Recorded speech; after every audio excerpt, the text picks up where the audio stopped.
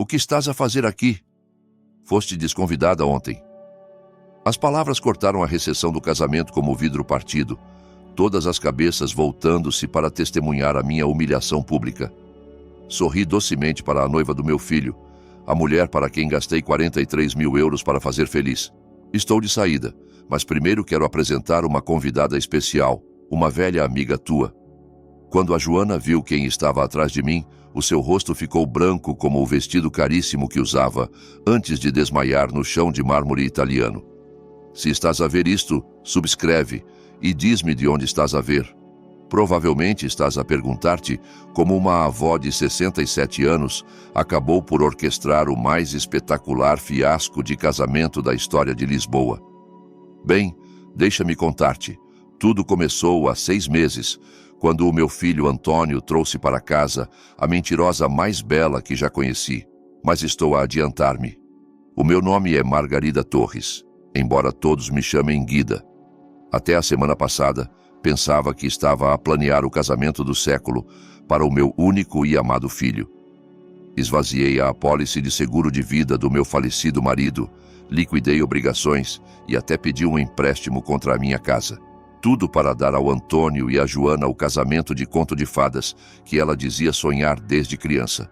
O local, a prestigiada Quinta da Luz, com os seus jardins exuberantes e charme neoclássico.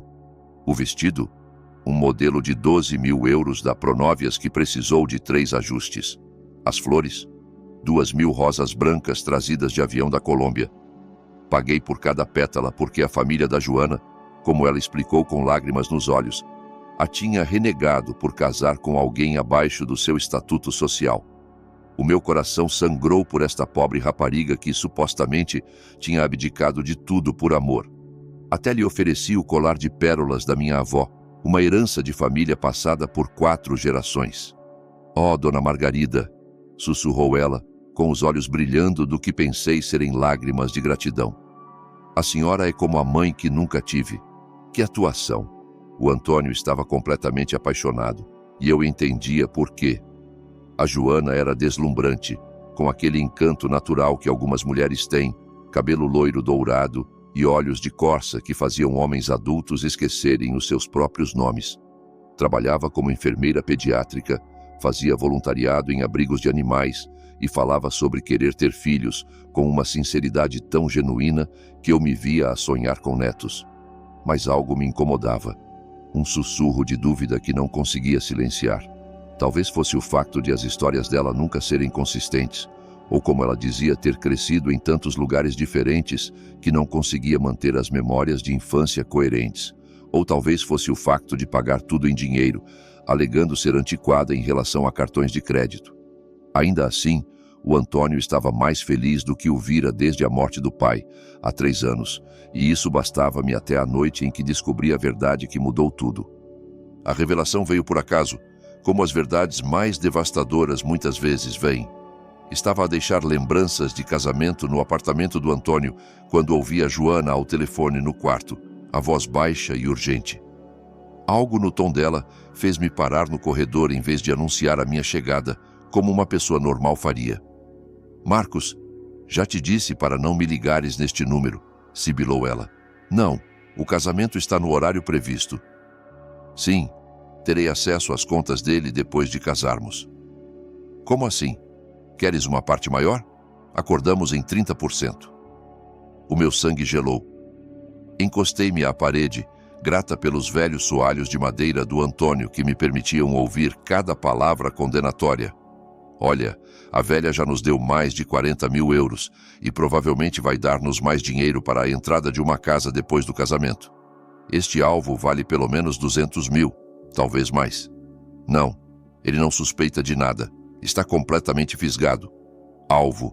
O meu filho era um alvo. Já tinha ouvido o suficiente." Recuei silenciosamente até a porta de entrada, as mãos a tremer tanto que quase deixei cair a caixa com as lembranças. Consegui sair sem fazer barulho, mas no carro tive de encostar 3 quarteirões depois, porque estava a hiperventilar. Tudo fazia um sentido horrível agora.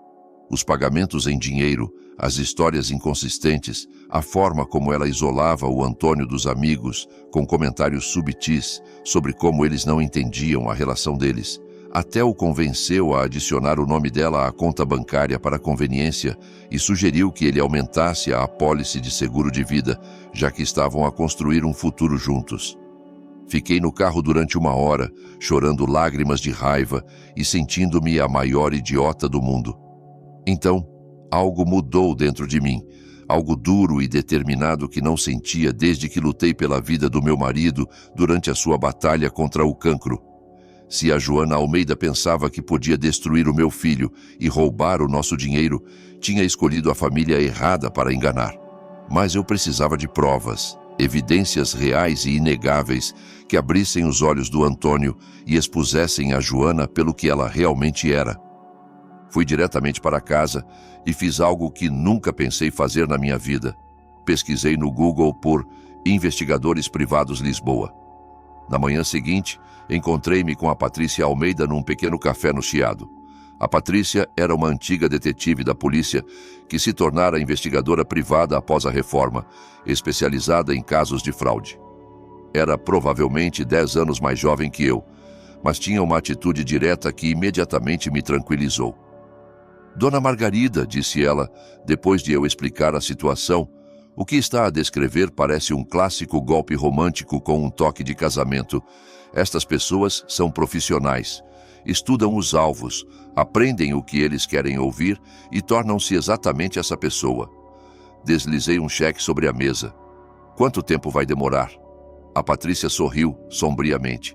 Para alguém estúpida o suficiente para usar a voz verdadeira ao telefone? Não muito. 2 semanas depois, a Patrícia ligou-me com resultados que superaram os meus piores receios. Margarida, é melhor sentar-se para isto, disse ela com a voz grave ao telefone. A Joana Almeida não existe. A mulher com quem o seu filho planeia casar é, na verdade, a Sara Costa, e ela tem um historial e tanto. Eu estava na cozinha a fazer chá quando ela ligou e tive de me agarrar ao balcão para não desmaiar.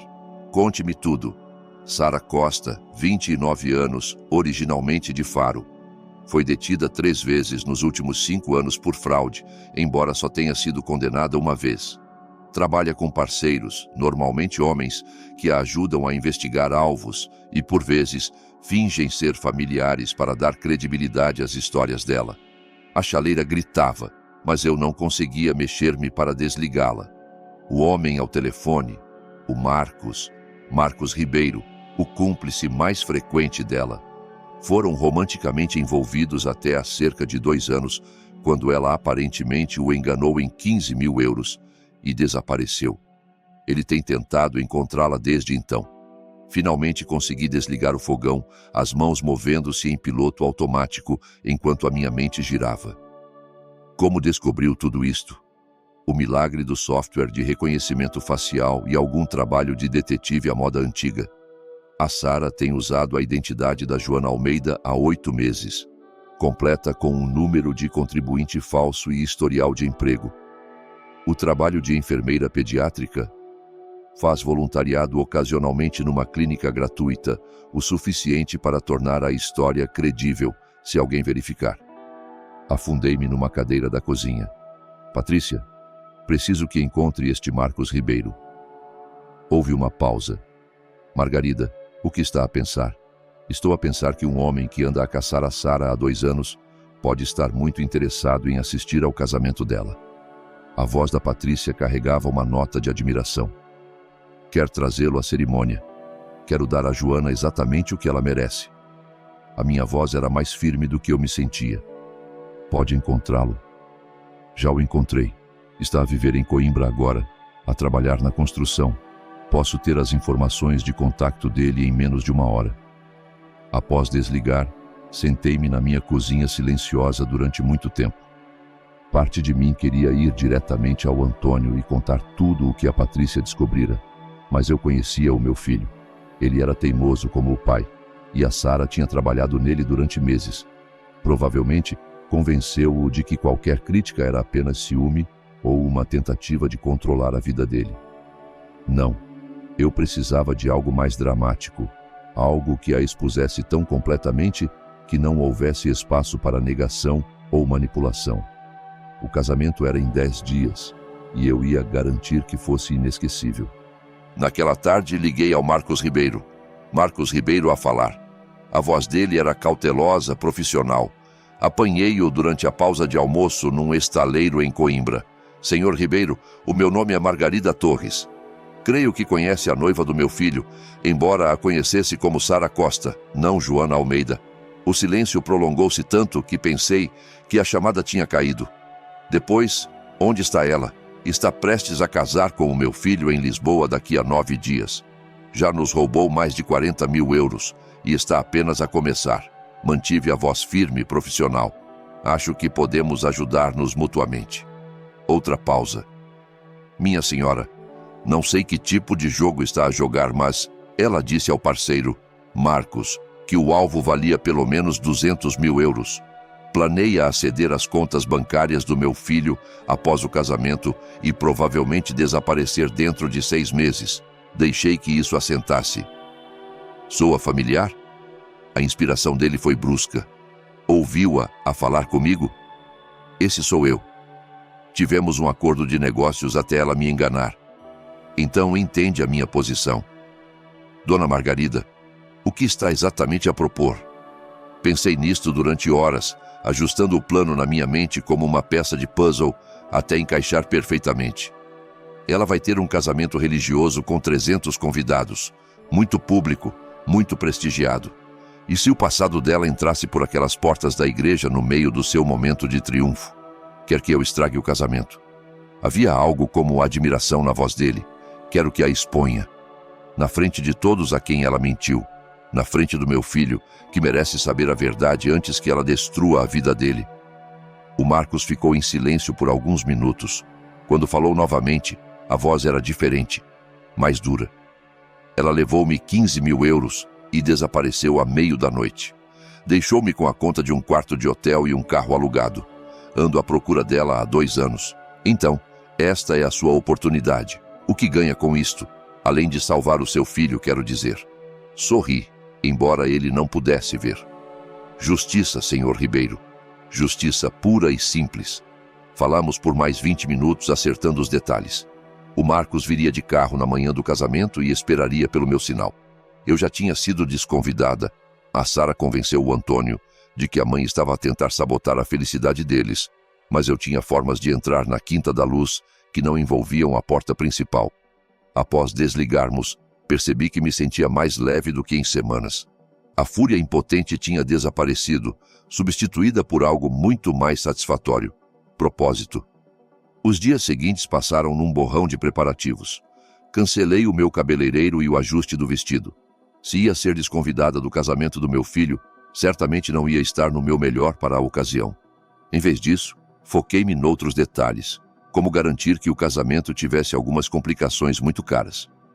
3 dias antes do casamento, fiz uma série de telefonemas que teriam orgulhado um magnata empresarial. O primeiro foi para a coordenadora de eventos da Quinta da Luz. Dona Sofia, aqui é a Margarida Torres, mãe do noivo, para o casamento Torres Almeida no sábado. Oh, Dona Margarida, que prazer ouvi-la. Espero que esteja entusiasmada com o grande dia. Se ela soubesse. Na verdade, estou a ligar porque houve uma mudança no acordo de pagamento. A família da noiva decidiu cobrir o saldo final, afinal. Fiz uma pausa, deixando a minha voz encher-se com o tipo de prazer avoado que as coordenadoras de eventos adoram. É tão maravilhoso quando as famílias se juntam, não acha? Absolutamente encantador. Devo esperar um pagamento diretamente deles? Sim, eles tratarão de tudo a partir de agora. Na verdade, é melhor não processar nenhum pagamento da minha conta até receber instruções diretas da família Almeida. Dei-lhe o número falso que a Patrícia confirmou que a Sara usava para os fornecedores do casamento. Eles são muito particulares em gerir as próprias finanças. O segundo telefonema foi para o florista, o terceiro para o catering, o quarto para o fotógrafo. Cada conversa foi semelhante. A família da noiva estava a assumir os pagamentos finais, tão felizes por se reconciliarem com a filha, tão entusiasmados por contribuir para este dia especial. Claro, a família Almeida não existia e a Sara não faria ideia de que os fornecedores estavam a tentar contactá-la num número que ela nunca atendia. No sábado de manhã, a Quinta da Luz enfrentaria um problema muito caro sem solução imediata. Mas a minha obra-prima foi a chamada que fiz ao Antônio. Mãe, ele parecia cansado, estressado. Não posso mesmo falar agora. A Joana está chateada por não estares no jantar de ensaio e, Antônio, querido, compreendo completamente os sentimentos da Joana. A minha voz pingava com a compreensão maternal que acalmava os seus joelhos esfolados e corações partidos durante 42 anos. Na verdade, estive a pensar e percebo que talvez tenha sido um pouco autoritária com os planos do casamento. Silêncio. Depois, a sério? A sério. Este é o dia da Joana, e se ela sente que a minha presença seria estressante, então, claro, devo respeitar isso. Fiz uma pausa para efeito. Amo-te demasiado para fazer algo que estrague a tua felicidade. Mãe, a voz dele falhou ligeiramente. Tens a certeza? A Joana pode mudar de ideia se falares com ela. Oh, querido, não acho que seja necessário. Sabes que mais? Vou fazer uma pequena viagem este fim de semana. Talvez ir até Évora, fazer umas compras de antiguidades, dar-vos espaço para desfrutarem do vosso dia especial, sem dramas familiares. O alívio na voz dele era doloroso de ouvir. Isso é muito atencioso da tua parte, mãe. Só quero que sejas feliz, querido. É tudo o que sempre quis. Após desligar, fiquei a olhar para o meu telefone durante muito tempo. A conversa tinha sido necessária, mas doeu de formas que não esperava. O Antônio acreditava genuinamente que eu era o problema, que as minhas preocupações com a Joana vinham de egoísmo ou ciúme, em vez de instinto maternal. Bem, no domingo de manhã, ele entenderia tudo. Na sexta-feira à noite, a Sara ligou-me ela mesma. Quase não atendi, mas a curiosidade venceu. Dona Margarida, é a Joana. A voz dela era doce como açúcar, com um toque de vulnerabilidade. Queria agradecer-lhe por ser tão compreensiva com o amanhã. Sei que pode parecer duro, mas, de forma alguma, querida, compreendo completamente. Igualei o tom dela perfeitamente. Uma noiva deve sentir-se completamente à vontade no dia do seu casamento. Isso é tão gentil da sua parte. O Antônio disse que vai para Évora no fim de semana a tentar obter informações. Clássico. Esse é o plano. Uma pequena escapadela de mãe do noivo enquanto vocês começam a lua de mel. Bem, espero que se divirta. E Dona Margarida? Depois de o Antônio e eu nos instalarmos, talvez possamos almoçar. Gostava mesmo que fôssemos amigas. A audácia era de tirar o fôlego. Parece adorável, Joana. Tenho a certeza de que teremos muito para conversar. Após terminar a chamada, servi-me de um generoso copo de vinho e brindei ao meu reflexo na janela da cozinha. A família, Guida, disse em voz alta, que recebam exatamente o que merecem. O sábado de manhã chegou cinzento e com chuviscos, o tipo de tempo que os fotógrafos de casamento chamam romântico e as noivas chamam desastroso. Acordei às 5 da manhã, demasiado excitada para dormir, e passei a manhã a preparar-me para o que seria ou o dia mais brilhante ou o mais catastrófico da minha vida. Às 9 horas, o Marcos Ribeiro ligou-me de uma bomba de gasolina a 20 minutos de Lisboa. Estou aqui, Dona Margarida. Tem a certeza disto? Olhei-me no espelho do corredor, vestida com um simples vestido preto e as pérolas da minha avó, aquelas que a Joana tanto admirara. Nunca estive mais certa de nada na minha vida. E se o seu filho não a perdoar? Era uma pergunta que evitava há dias. Então, terei salvo-o de uma mulher que o destruiria financeira e emocionalmente. Às vezes, o amor significa ser o vilão na história de outra pessoa até que ela esteja pronta para ver a verdade. Caramba, é mais dura do que parece. Quase sorri. Senhor Ribeiro, criei um filho, enterrei um marido e sobrevivi 67 anos no sul de Portugal. Sou mais dura do que pareço também. O casamento estava marcado para as 14 horas, com a recepção imediatamente a seguir no grande salão da Quinta da Luz. Tinha cronometrado tudo perfeitamente. O Marcos chegaria ao local às 13h30 e esperaria no carro até eu lhe enviar uma mensagem. Eu entraria pela entrada do jardim, uma rota que conhecia bem das minhas múltiplas visitas ao local, e posicionar-me-ia onde pudesse ver a cerimônia desenrolar-se. Às 11 horas, o meu telefone começou a tocar. Primeiro o florista, depois o catering, depois a coordenadora do evento. Todos em pânico, todos a tentar contactar alguém da família Almeida sobre saldos pendentes que precisavam de ser resolvidos imediatamente. Deixei todas as chamadas irem para o voicemail. Ao meio-dia, o Antônio ligou. Mãe, está a acontecer algo estranho. Todos os fornecedores do casamento estão a ligar a Joana sobre pagamentos, mas ela diz que nunca lhes disse que a família dela estava a tratar de nada. Sabes o que se passa? Meu Deus, isso parece confuso. O que disse a Joana? Ela está bastante chateada. Pensa que alguém está a tentar sabotar o casamento. Houve uma pausa. Mãe, tu não, quero dizer, tu não farias... Antônio Torres, estás a sugerir que a tua mãe sabotaria o teu casamento? Injetei a quantidade certa de mágoa na minha voz. Depois de tudo o que fiz para ajudar a tornar este dia perfeito?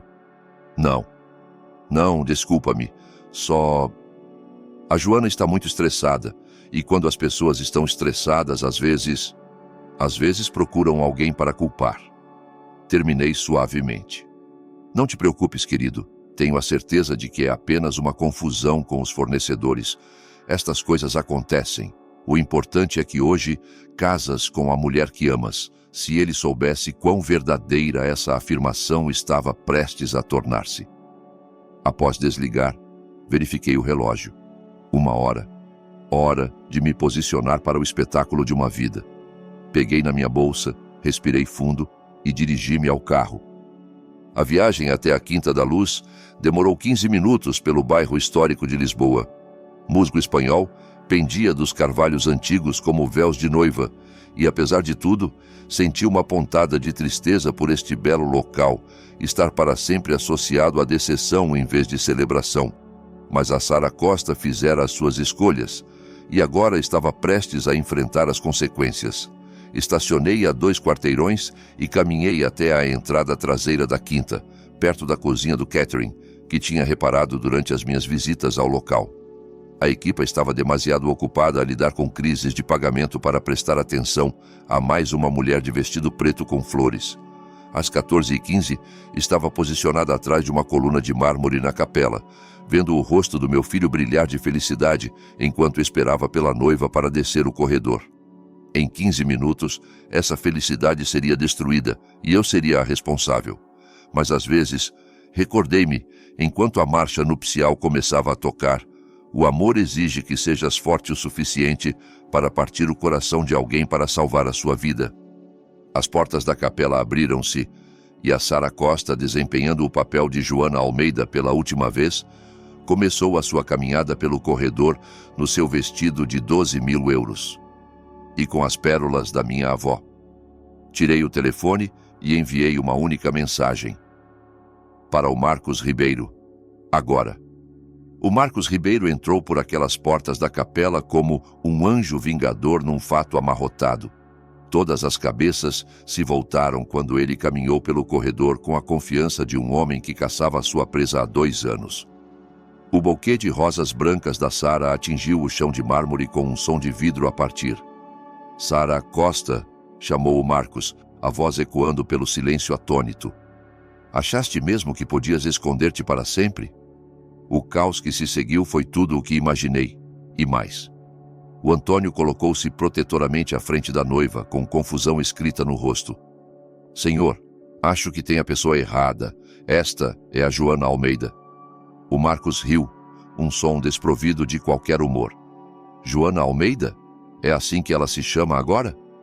Ele enfiou a mão no casaco e tirou uma pasta de papel. O nome verdadeiro dela é Sara Costa e é uma vigarista profissional. Eu sei. Fui parceiro dela, até ela me roubar 15.000 euros. Isso não é verdade. A voz da Sara era estridente, desesperada. Antônio, não conheço este homem. Ele está claramente perturbado. Mas eu vi as rachas a formarem-se na atuação dela. As mãos tremiam-lhe, e aquela voz doce como mel tinha agora um tom cortante que antes não existia. A máscara estava finalmente a cair. O Marcos abriu a pasta e mostrou fotografias. Aqui está a Sara no Hotel Tivoli, em Vila Moura, a fazer um golpe com cartões de crédito a turistas idosos. Aqui está ela em Coimbra, a fingir ser uma paciente com cancro para roubar fundos de coleta de uma igreja. A voz dele ficava mais fria a cada revelação. E esta é a minha favorita. A Sara a sair do nosso quarto de hotel em Faro com a minha carteira, o meu relógio e o anel de noivado que fui estúpido o suficiente para lhe comprar. O rosto do Antônio ficou pálido. Joana, de que está ele a falar? Ele está a mentir. A voz da Sara falhou. Antônio, tu conheces-me. Vamos casar. Eu amo-te. Amor? O Marcos latiu. Minha senhora, não reconhecerias o amor nem se ele te mordesse o teu traseiro mentiroso. Queres saber o que ela realmente pensa do teu precioso Antônio? Ele tirou o telefone e segurou-o no ar. Tenho gravações da nossa parceria. Queres ouvir como ela te chamou? Um pateta agarrado à saia da mãe? Os convidados do casamento começaram a murmurar, um zumbido baixo de choque e confusão espalhando-se pela capela. Observei, atrás da minha coluna, enquanto o mundo do meu filho desmoronava em tempo real, e, apesar de tudo, o meu coração doía por ele. Mas a Sara não estava acabada de lutar. Mesmo que algo disso fosse verdade, disse ela, forçando a voz a voltar ao tom doce e ensaiado, as pessoas podem mudar. Não sou mais essa pessoa. O Antônio acredita em segundas oportunidades. Não é, querido?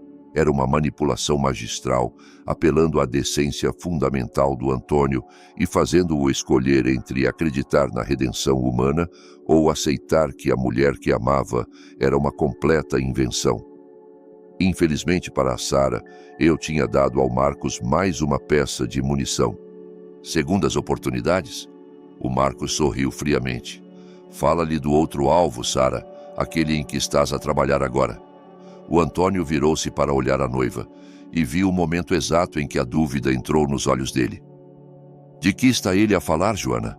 Não faço ideia. Mas a voz dela era demasiado rápida, demasiado defensiva. O Marcos consultou o telefone. Deixa-me refrescar-te a memória. Há 3 semanas ligaste-me a pedir conselhos sobre uma, cito, velha solitária que já te deu 40 mil euros. Soa familiar?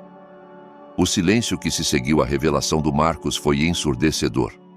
Todos os olhos na capela se voltaram para a Sara, esperando pela resposta dela. Observei o rosto do meu filho transformar-se, à medida que a compreensão lentamente surgia, e tive de agarrar a coluna de mármore para não revelar a minha posição. Isso, a voz da Sara falhou. Ela tentou novamente. Isso está fora de contexto. Contexto?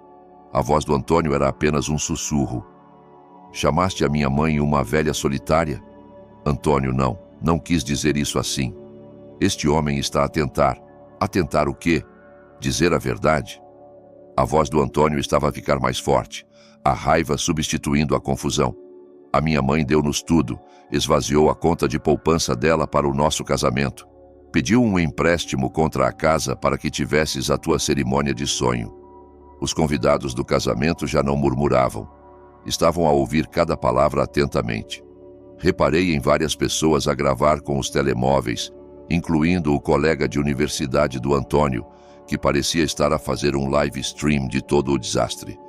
O Marcos não tinha acabado. Queres saber o verdadeiro golpe? Ela planeava limpar as tuas contas bancárias e desaparecer dentro de 6 meses. É o cronograma padrão dela. Longo o suficiente para estabelecer direitos legais sobre os bens conjugais, curto o suficiente para evitar apegar-se demasiado. Para, suplicou a Sara, mas a compostura dela estava completamente perdida agora. Lágrimas corriam-lhe pelo rosto, mas se eram genuínas ou parte da atuação, eu não conseguia distinguir. O Antônio afastou-se dela, o rosto uma máscara de nojo e traição. É verdade? Alguma coisa disto? A Sara olhou à volta desesperadamente como um animal encurralado à procura de uma saída.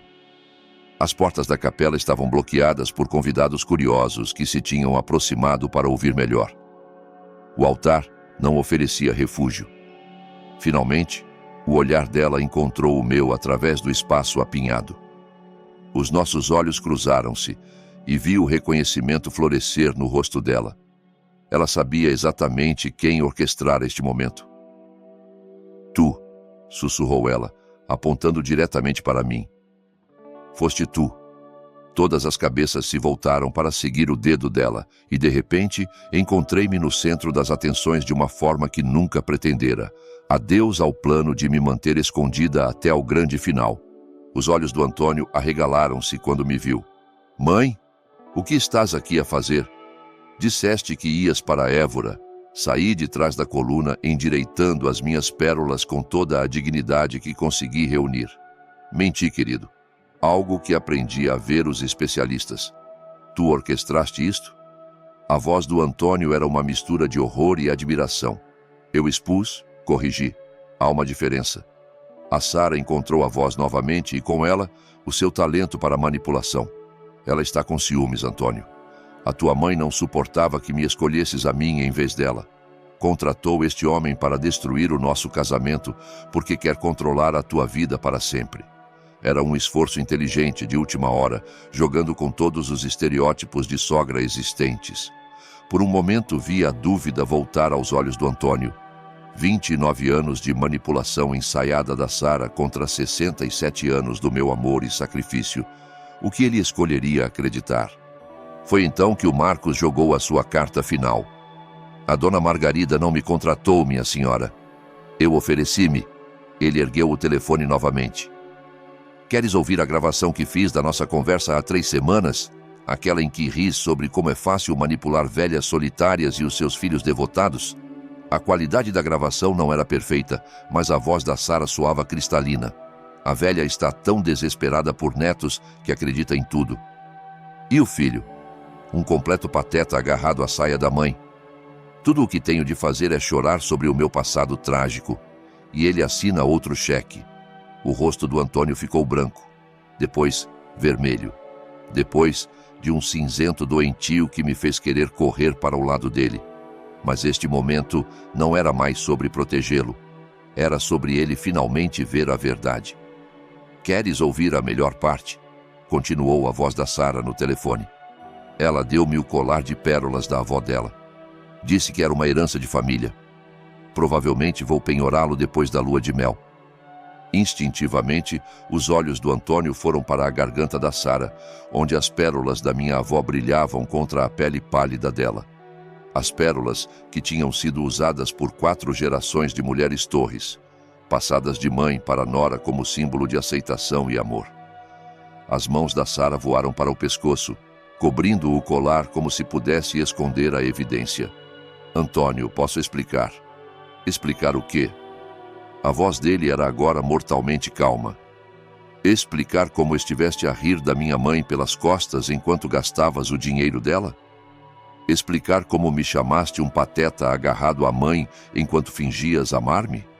Explicar como planeavas roubar-nos tudo e desaparecer? A luta abandonou a Sara de uma vez. Os ombros dela caíram e pela primeira vez desde que a conheci, ela parecia ter a idade real em vez da jovem inocente que fingia ser. Começou como um trabalho, disse ela baixinho. Apenas outro alvo. Mas depois não sei. Pensei que talvez pudesse tornar isso real. Mentindo sobre tudo, a voz do Antônio falhou. O teu nome, o teu emprego, a tua família, toda a tua história de vida. O que exatamente era suposto ser real sobre nós? A Sara olhou à volta da capela mais uma vez, absorvendo as centenas de rostos a olharem para ela com misturas de choque, nojo e fascínio. As elaboradas decorações florais, o fotógrafo que ainda tirava fotos, o videógrafo que capturava cada momento da sua humilhação pública. Preciso de sair, sussurrou ela. Sim, disse o Antônio, simplesmente. Precisas. Mas a Sara Costa não estava completamente acabada.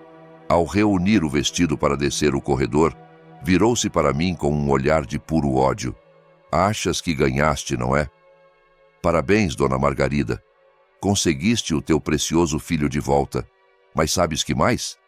Ele nunca mais vai confiar noutra mulher depois disto. Destruíste-o para o amor para sempre. Tudo para continuares a ser a mulher mais importante na vida dele. As palavras acertaram em cheio. Senti uma pontada de dúvida, perguntando-me se a minha busca por justiça tinha cruzado a linha para algo mais sombrio e egoísta. Mas o Antônio surpreendeu-me. Não, disse ele firmemente. Ela não me destruiu. Tu destruíste. E sabes qual é a diferença? A minha mãe estava a tentar proteger-me. Tu estavas a tentar destruir-me. O rosto da Sara contorceu-se de fúria. Vão arrepender-se disto os dois. Tenho amigos, conexões. Isto não acabou. O Marcos avançou com uma expressão divertida. Na verdade, acabou sim. Vês, enquanto estavas a fazer a tua pequena atuação aqui, o Ministério Público tem estado muito interessado na nossa conversa sobre o teu golpe atual. Estão particularmente fascinados pelo teu número de contribuinte falso e historial de emprego fraudulento. O rosto da Sara ficou pálido. Não te atreverias.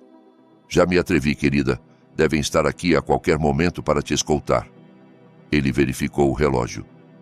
Na verdade, estou surpreendido por ainda não terem chegado. Como se invocados pelas palavras dele, 2 homens de fatos escuros apareceram na entrada da capela. Moviam-se com o passo determinado de agentes federais, e a última esperança da Sara de uma saída digna evaporou-se. Sara Costa, o agente mais alto mostrou o distintivo. Ministério Público, está detida por fraude, roubo de identidade e violação de regulamentos bancários. O que se seguiu foi uma cena que nunca imaginei presenciar no casamento do meu filho.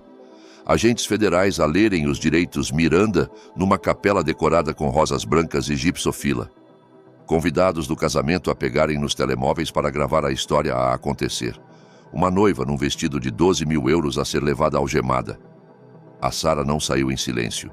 Enquanto os agentes a escoltavam pelo corredor, continuava a virar-se para gritar comigo e com o Antônio. Isto é assédio. Não fiz nada de errado.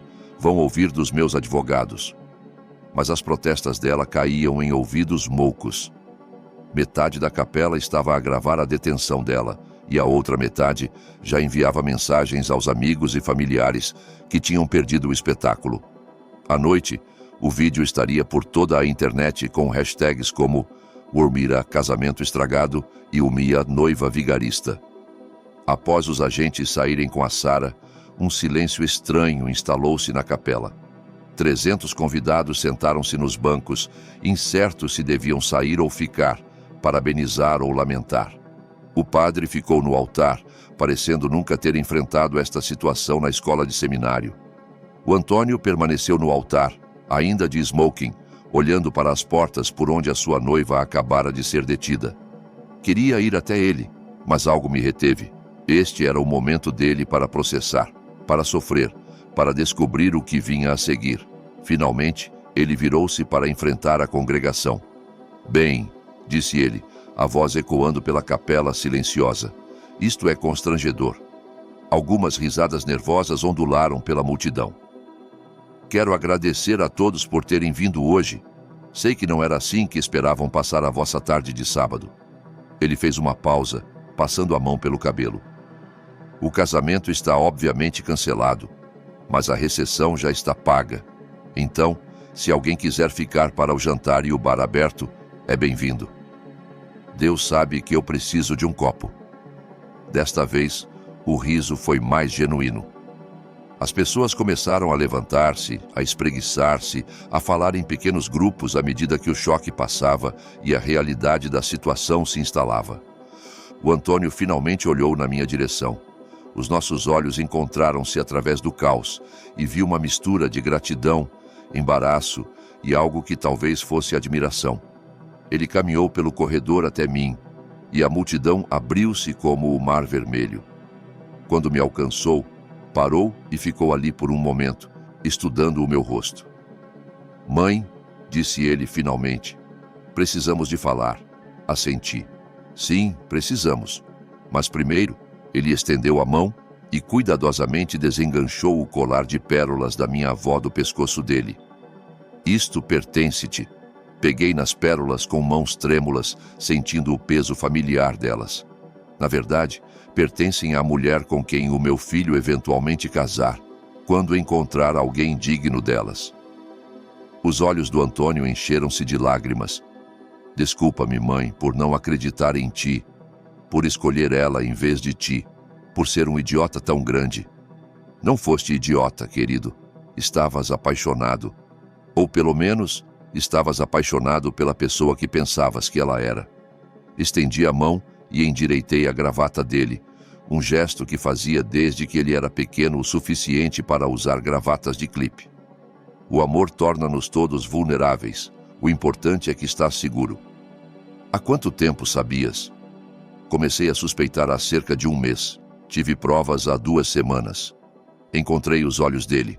Contratei uma investigadora privada. E o Marcos? Ele ofereceu-se para a vingança quando lhe liguei e disse onde a encontrar. Sorri ligeiramente. O inferno não tem fúria como um vigarista traído, aparentemente. O Antônio riu, apesar de tudo. Estiveste ocupada, não é? Tive umas semanas muito educativas. Peguei no braço dele. Agora, que tal enfrentarmos a música na tua não-recessão? As pessoas vão ter perguntas. Enquanto caminhávamos pelo corredor juntos, captei fragmentos de conversas dos convidados que saíam. A maior parte era choque e espanto, mas também ouvi preocupação genuína pelo Antônio e um respeito relutante pelo que chamavam o meu trabalho de detetive. A dona Helena, a vizinha do lado, agarrou-me o braço quando passamos. Margarida Torres é uma mulher inteligente. Nunca confiei naquela rapariga. Demasiado bonita e demasiado doce. As mulheres verdadeiras têm arestas. A recessão, que não era uma recessão, revelou-se a festa mais honesta em que já estive. Com a pretensão de uma celebração de casamento afastada, as pessoas relaxaram de uma forma que nunca fazem em eventos formais. O bar abriu cedo. A banda tocou blues em vez de clássicos de casamento e as conversas fluíram com a autenticidade que só vem após um trauma partilhado. O Antônio lidou com tudo com mais graça do que eu ousava esperar. Percorreu a sala como um político, agradecendo às pessoas por virem, pedindo desculpas pelo drama e aceitando condolências com bom humor. Observava-o do outro lado do salão e sentia um orgulho que nada tinha a ver com as suas conquistas profissionais ou escolhas amorosas. Este era o meu filho mostrando o verdadeiro caráter sob pressão. O Marcos Ribeiro encontrou-me junto à mesa de sobremesas, onde eu contemplava se era apropriado comer bolo de casamento quando não houvera realmente um casamento. Dona Margarida? Ele estendeu a mão. Queria agradecer-lhe por me dar a oportunidade de enfrentar a Sara depois de todo este tempo. Aperte a mão dele. Eu é que deveria agradecer-te. Nunca a poderia ter exposto sem a tua ajuda. O que fizeste exigiu coragem. Não muitas mães iriam tão longe. Qualquer mãe faria o mesmo para proteger o seu filho. O Marcos sorriu. Não, minha senhora. A maioria das mães teria tentado convencer o filho e falhado. A senhora jogou xadrez enquanto o resto de nós jogava damas. Após ele sair, encontrei-me sozinha com os meus pensamentos pela primeira vez naquele dia. A adrenalina estava a desaparecer, substituída por exaustão e algo que poderia ser tristeza. Sim, salvara o Antônio de um casamento terrível e potencial ruína financeira, mas também destruíra a sua fé no amor, pelo menos temporariamente. Teria feito a coisa certa? Mãe? O Antônio apareceu ao meu lado com 2 copos de champanhe. Pareces estar a ter dúvidas. Aceitei o copo com gratidão. Só me perguntava se haveria uma maneira mais gentil de lidar com isto. Queres dizer, como sentar-me contigo e explicar que a minha noiva era uma vigarista? Porque ambos sabemos como eu teria recebido essa notícia. Ele tinha razão. Terias pensado que eu estava com ciúmes e controladora. Teria te acusado exatamente do que a Sara disse.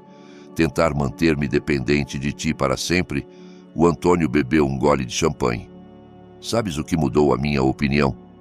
Não foi o Marcos aparecer, nem mesmo a gravação. Foi ver o rosto da Sara quando percebeu que a tinha superado. Por um segundo, a máscara dela caiu completamente e vi quem ela realmente era por baixo de toda aquela doçura. O que viste? Cálculo frio e respeito genuíno por uma adversária à altura. Ele virou-se para me olhar. Ela subestimou-te completamente. Pensou que eras apenas uma velha solitária que faria qualquer coisa para manter o filho feliz. Não fazia ideia de que estava a tentar enganar alguém mais inteligente do que ela. Não tenho a certeza sobre mais inteligente, talvez apenas mais motivada. Mãe, orquestraste a exposição de uma vigarista profissional usando o próprio parceiro dela e o Ministério Público. Isso não foi apenas instinto maternal, foi estratégia. Ficamos em silêncio confortável por um tempo, observando os nossos amigos e familiares desfrutarem da festa que ressurgiu das cinzas do desastre. A banda tocava jazz agora e vários casais começaram a dançar. Tenho uma confissão, disse o Antônio eventualmente. Qual é? Parte de mim está aliviada, não pela humilhação pública ou a detenção, mas... Ele fez uma pausa procurando palavras. Algo sempre pareceu errado com a Joana. Nunca conseguia identificar o que era, mas às vezes, quando a apanhava desprevenida, ela olhava para mim como se estivesse a tentar lembrar-se de quem deveria ser. Por que não disseste nada? Porque pensei que era apenas estresse de casamento. E por que, suspirou ele, porque tinha 32 anos e nunca tinha estado apaixonado antes. Pensei que se questionasse demasiado, poderia desaparecer. O meu coração doeu por ele. Oh, querido, eu sei. Patético, não é? O pateta agarrado à saia da mãe que se apaixona pela primeira rapariga bonita que lhe dá atenção. Não, disse eu firmemente. Humano. És humano. E os humanos querem ser amados. Não há nada de patético nisso, mesmo quando fazem escolhas terríveis sobre em quem confiar. Especialmente então. Peguei na mão dele. Antônio, o que a Sara te fez, isso não foi culpa tua. Ela é uma mentirosa profissional que te estudou, aprendeu o que querias ouvir e tornou-se exatamente essa pessoa. Não foste ingênuo, foste alvo. O Antônio apertou a minha mão. Obrigado, mãe, por tudo, por veres através dela, por me protegeres e por o fazeres de uma forma que garantiu que eu não pudesse ignorar a verdade. De nada, mas da próxima vez que te apaixonares, talvez me apresentes mais cedo no processo. Ele riu. Da próxima vez que me apaixonar, vou fazer uma verificação completa de antecedentes primeiro. Isso pode ser um pouco extremo. Depois de hoje? Não acho. Ele sorriu. Além disso, aprendi algo muito importante sobre as mulheres na minha vida. O quê? Nunca subestimar uma mulher Torres. Somos aparentemente muito mais perigosas do que parecemos. Sorri, sentindo-me mais leve do que em meses. A tua avó teria orgulho. Ela teria adorado ver-te a trabalhar. O Antônio ergueu o copo. A justiça, servida gelada com um lado de humilhação pública.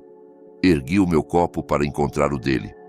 A família e a saber quando lutar pelas pessoas que amamos.